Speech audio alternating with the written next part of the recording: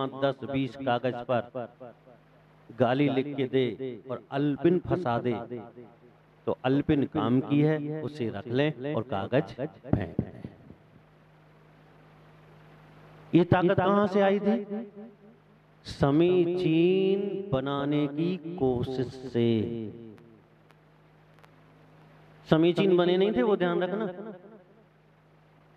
सिर्फ प्रयास किया था रायचंद जी ने कि इनकी दृष्टि समीचीन बन जाए, इन्हें वास्तविकता समझ में आ जाए, ये चेतन द्रव्य की वास्तविक स्थिति समझने लग जाए। बस कोशिश की थी उन्होंने थोड़ी सी, और वो कोशिश सकारात्मक सोच थी। आप तो साक्षात देव साहस गुरु का सानिध्य पा रहे हैं, लेकिन दृष्टि में यही है कि पड़ोसी अगर एक गाली देता है तो मैं अनगिनत दूंगा। अगर आप विचार करके देखें तो ये समझ में अपने आप आता है कि आप सम्यक दृष्टि नहीं,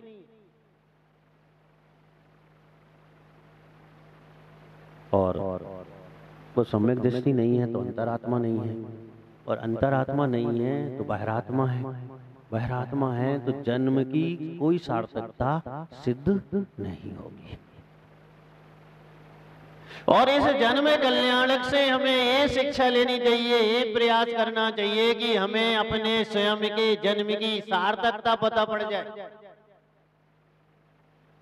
और जब जन्म की सार्थकता प्राप्त होती है तो उसका अर्थ ही ये होता है कि हम अंतरात्मा। आचार्यों ने कहा 8 वर्ष अंतर्मुहूर्त के बाद अंतर आत्मा होने की योग्यता आती।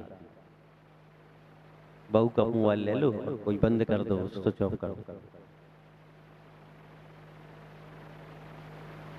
कब आती है? 8 वर्ष अंतर्मुहूर्त। अभी आप देखेंगे एक क्रिया होगी यहां। कौन सी क्रिया कहते पंडित जी उसे? अन्न प्राश। एक क्रिया मां और पिता के दायित्व की होती है।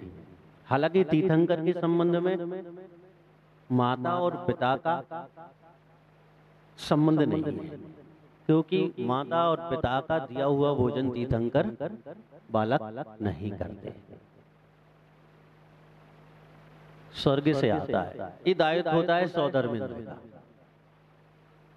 उसके परिचायकों का दायित्व होता है कि प्रतिदिन भोजन, वस्त्र, आभूषण और उनकी व्यवस्थाएं कहां से संचालित होती हैं? स्वर्ग से, यानी सौधर्म इंद्र के द्वारा संचालित होती है। लेकिन हम जैसे, आप जैसे मनुष्य की व्यवस्थाएं माता पिता से संचालित होती हैं। हम किसके अधीन होते हैं? माता पिता के अधीन। और ये बात सबको पता है कि एक सीमा तक अन्न बालक ग्रहण नहीं करता। अब तो जमाना बदल गया, माँ कमजोर हो गई, पिताएं कमजोर हो गए, 1-1.5 महीना के अंदर ही वे उनको दाल माल को पानी डालने लगा। अब कमजोर क्यों हैं? आप समझदार हैं, माइक से स्पष्ट करने की जरूरत नहीं है। लेकिन पहले एक सीमा होती थी, और एक सीमा के बाद जन्म के यानी बाद में ये क्रिया की जाती थी। उस क्रिया का बहुत बड़ा महत्व है। भोजन पहले नौकर नहीं बनाते थे। नौकर व्यवस्था जरूर करते, चूल्हा जला देते थे, आटा मार देते थे, पानी भर के रख देते थे, मसाले पीस देते थे। लेकिन चाहे पटरानी हो और चाहे रानी हो, भोजन वो अपने हाथ से ही बनाती थी। और अंतर आत्मा यानी सम्यक दृष्टि जीव जब भोजन तैयार करता है तो उस भोजन में समीचीनता प्रवेश करती है शरीर में, यानी रक्त में, धमनियों में, और वो रक्त और धमनियों आत्मा में संस्कार प्रदान करते हैं। अपने आप लगाव बनता है समीचीन धर्म के प्रति। बहुत धूमधाम से की जाती है प्रक्रिया। आज आप दक्षिण भारत में जाएंगे, वहां बहुत धूमधाम से की जाती है। बच्चे को पहली बार अन्न खिलाया जाए, पूरे गांव को बुलाया जाता है। सगे संबंधियों को जैसा विवाह और शादी में बुलाया जाता है, वैसे बुलाया जाता है। और जो श्रेष्ठ व्यक्ति होते हैं, जो व्रती होते हैं, जो सम्यक दृष्टि होते हैं, देव सात गुरु के अनन्य भक्त होते हैं, उन लोगों से प्रतिक्रिया कराई जाती है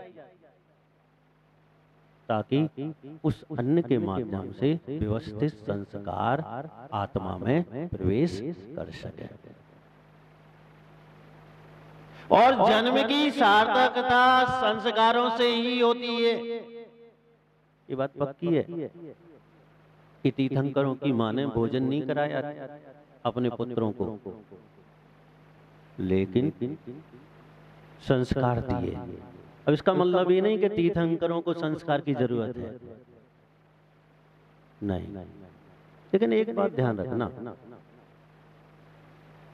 शिष्य कितना ही होशियार हो जाए, लेकिन गुरु के सामने तो होशियार नहीं हो सकता। पुत्र कितना ही बड़ा हो जाए, लेकिन माता पिता के सामने बड़ा नहीं हो सकता।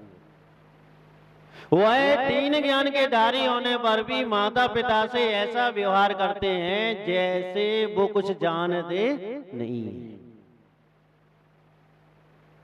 ये सकारात्मक सोच है, अंतर आत्मा का विचार है।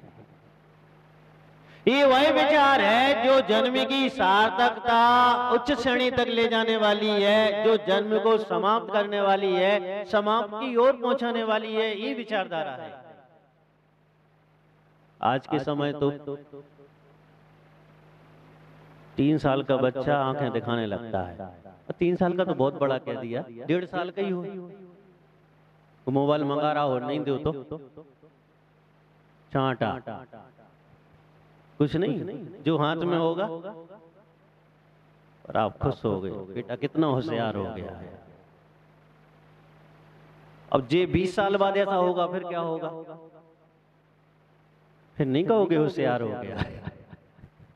क्या भैया, 1.5 साल का था जब मार रहा था तो होशियार था, अब 20 साल का हो गया है, अब तो मार भी नहीं रहा है, सुनी तो नहीं रहा है तुम्हारी, अब खराब हो गया।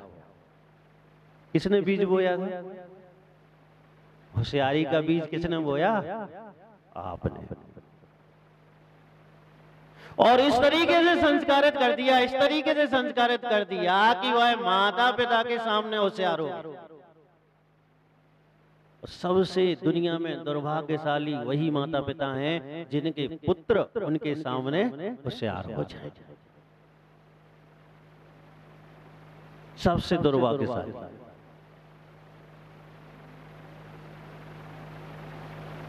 ध्यान रखना, तीर्थंकर 3 ज्ञान के धारी होने के बाद भी कभी सिर उठाकर माता पिता के सामने बात नहीं करते थे। उन्होंने कभी आंख से आंख मिलाकर बात नहीं की। माता पिता के मुख से लिखे शब्दों को वह ऐसा मानते थे, ऐसा मानते थे कि हमारे जीवन के लिए सब कुछ है। क्योंकि तीर्थंकर कुमारों की एक विशेषता है, वो जहां रहते हैं वहां का संपूर्ण व्यवहार निर्वाह करते हैं। गृहस्थ जीवन में जब तक रहते हैं, गृहस्थ जीवन के पूरे व्यवहारों का निर्वाह करते हैं। और जैसे गृहस्थ जीवन को छोड़ते हैं, सन्यास जीवन के पूरे व्यवहारों का निर्वाह करते हैं। उन्हें फिर गृहस्थ जीवन से कोई संबंध नहीं, कोई मतलब नहीं। और एक विशेषता है, ये मनुष्य में होनी चाहिए कि हम जहां हैं वहां के संपूर्ण दायित्वों को मर्यादा, अनुशासन, वो धर्म के साथ निर्वाह करें। आप जहां हैं, जहां जैसी स्थिति में हैं, वहां के पूरा का पूरा ध्यान रख के आप अपना जीवन व्यतीत करें। कौन से पुरुषों को संस्कार कहा जाता है, कौन से व्यक्तियों को अच्छा कहा जाता है? उन्हीं को तो कहा जाता है जो परिस्थिति को समझकर व्यवहार करते हैं। और जो परिस्थिति को नहीं समझते हैं और फिर व्यवहार करते हैं, उन्हें न धर्म अच्छा कहता है, न सामाजिक व्यवस्थाएं अच्छी कहती है, कोई अच्छा नहीं कहता। तो भव्य आत्माओं, जन्म कल्याणक हमने कल मनाया, और इस जन्म कल्याणक से हमें एक ही शिक्षा ग्रहण करनी चाहिए कि हमारा जन्म जो है वह ऐसा हो जाए कि कुछ ही भवों में जन्म की समाप्ति की ओर हम बढ़ जाएं। आप अपने आप को कमजोर नहीं समझें, असीम शक्ति है आत्मा में, अतुल बल है आत्मा में, और असीम शक्ति सम्यक दर्शन के निमित्त से प्रकट होती है। इसलिए देव शास्त्र गुरु इतना श्रद्धान करो इन पर, इतना विश्वास करो, इतना विश्वास करो कि हमारे विश्वास की सीमा खत्म हो जाए, लेकिन विश्वास निरंतर बढ़ता चला जाए। जैसे आपको कोई विष दे कि खा लो, तो नमन खा लोगे? तुम नहीं खाओगे। क्यों नहीं खाओगे भाई? क्यों? विश्वास है। इसको खाएंगे तो क्या हो जाएगा? कितना भयंकर विश्वास। अभी पंडित जी हवन की अग्नि जलाएं और कहें इसमें हाथ डाल दो, डाल दोगे? नहीं। क्यों नहीं डालोगे? विश्वास है। क्या विश्वास है? चला दे। कितना विश्वास देव शास्त्र गुरु पर नहीं है। जितना विश्वास आपको विश्व पर है, अग्नि पर है, उतना विश्वास आपके लिए तत्व, पदार्थ, अस्तिकाय, द्रव्यों पर नहीं है। और जब ऐसा विश्वास उत्पन्न होगा तब आप अंतरात्मा होंगे, तब आप सम्यक दृष्टि होंगे, आपकी सोच सकारात्मक होगी और आपका संसार छोटा रह जाएगा। तो भव्य आत्माओं, वैसे आप लोग तो बहुत समझदार हो। अच्छा, तो हम समझदार हैं कि आप समझदार हो? संगल नहीं, गलत क्या रहता है? हम समझदार होते तो ठंडी खा रहे होते। आप समझदार, ठंडी तो नहीं खा रहे। बोलो। लेकिन ध्यान रखना, एक सोना होता है, ऊपर से एक सुहागा होता है। तो सोने पे सुहागा हो जाए तो क्या होता है? विशेष होता है। तो आप समझदार हो और हम विशेष समझदार हैं, लेकिन आप अपनी समझदारी का दुरुपयोग कर रहे हैं, सदुपयोग नहीं कर रहे। और अगर आप सदुपयोग करना प्रारंभ कर दें तो अपने आप ही आपको समझ में आ जाएगा कि वास्तविकता में समझदारी किस काम में है। धर्म को महत्व देने में है या अधर्म को महत्व देने में है? यहाँ वहां की बातें करने में है कि धर्म की बातें करने में है, तत्व पर सिद्धांत करने में है कि घर गृहस्थी की बातों पर सिद्धांत करने में है? तो भव्य आत्माओं, अच्छा आप विचार करके देखो, बहुत विचार करना। और जब आप बार बार विचार करोगे तो एक बार आपको समझ में आ जाएगी कि अभी आप जो समझदारी का है वो दुरुपयोग कर रहे हैं, सदुपयोग नहीं कर रहे। तो बहुत हो गया, ज्यादा भी ठीक नहीं है। सिर के ऊपर से चला जाए क्या का मतलब का?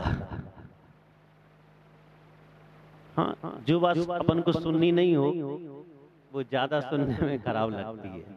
और प्रवचन एक ऐसा विषय है, कोई सुनना तो चाहता नहीं है, लेकिन कभी कभी सुनना पड़ता है। हाँ, हम लोगों की मजबूरी है। अब हम प्रवचन नहीं सुनाए तो तुम कहोगे महाराज तो कभी जानते ही नहीं है, नहीं कहोगे? तो हमें भी सुनाना पड़ा। लेकिन एक बात ध्यान रखना, आचार्यों ने बहुत अच्छा काम किया। उन्होंने मतलब हम लोगों से क्या कहा, प्रवचन तो सुनाना लेकिन अपने आप को सुनाना, आत्म संबोधन देना। और आत्म संबोधन में दूसरी आत्माएं संबोधन ले जाएं तो अच्छा है, और नहीं ले जाएं तो अच्छा है, बुरा नहीं है। हाँ, बहुत अच्छा समझ, अच्छा है। स्वसंवेदन, स्वसंबोधन यानी स्वयं अपने आप को संबोधन देना। तो हम तो अपने आप को समझा रहे हैं, हे आत्मन, संसार बहुत बड़ा है और बहुत खराब है, बहुत बड़ा भी है और बहुत खराब भी है। इससे बचने के लिए एक ही आधार है, एक ही आलंबन है, एक ही सहारा है, और वो क्या है? धर्म, धर्मात्मा। और अगर हमने धर्म और धर्मात्मा का दामन थान लिया, इनका हाथ पकड़ लिया, तो ही हम संसार से पार होंगे, वरना इस संसार में ही रुलेंगे। इसलिए आप इस जन्म कल्याणक से अपने जन्म की तुलना करना। आपका जन्म होगा, पड़ोसी कोई पता नहीं पड़ा, और इधर चारों गतियों के जीवों को शांति की अनुभूति हो गई।